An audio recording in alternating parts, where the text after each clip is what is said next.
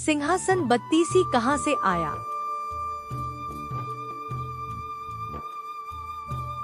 प्राचीन समय की बात है। उज्जैन में राजा भोज राज्य करते थे।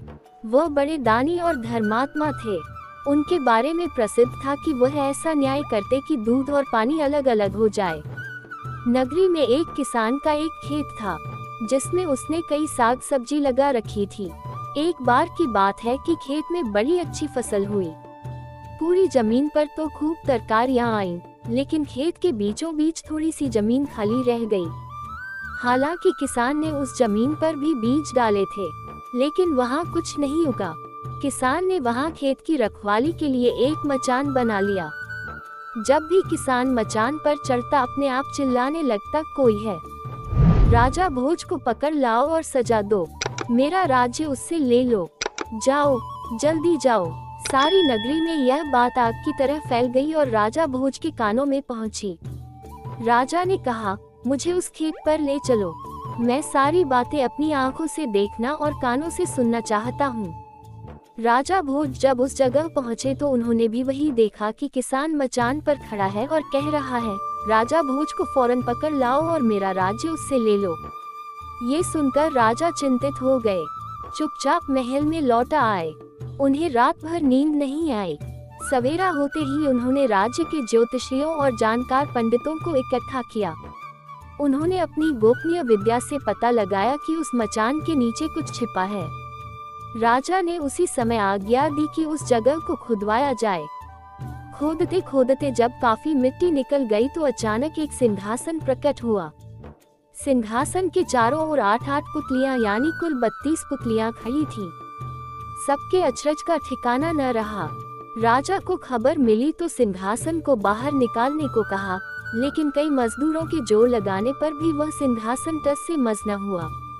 तब एक पंडित ने कहा कि यह सिंहासन देवताओं का बनाया हुआ है, अपनी जगह से तब तक नहीं हटेगा जब तक कि राजा स्वयं इसकी पूजा अर्चना न करें। राजा ने ऐसा ही किया। पूजा अर्चना करते ही सिंहासन ऐसे ऊपर उठाया मानो फूलों का हो। राजा बड़े खुश हुए। सिंहासन में कई तरह के रत्न जड़े थे जिनकी चमक अनूठी थी। सिंहासन के चारों ओर 32 पुतलियां बनी थी। उनके हाथ में कमल का एक एक फूल था। राजा ने हुक्म दिया कि खजाने से रुपया लेकर सिंहासन दुरुस्त करवाएं। सिंहासन सुंदर होने में 5 महीने लगे। अब सिंहासन दमक उठा था। जो भी देखता देखता ही रह जाता। पुतलियां ऐसी लगती मानो अभी बोल उठेंगी। राजा ने पंडितों को बुलाया और कहा, आप लोग कोई अच्छा मुहूर्त निकालें। उस दिन मैं इस सिंहासन पर बैठूंगा। दिन तय किया गया। दूर दूर तक लोगों को निमंत्रण भेजे गए। तरह तरह के बाजे बजने लगे। महल में खुशियां मनाई जाने लगी।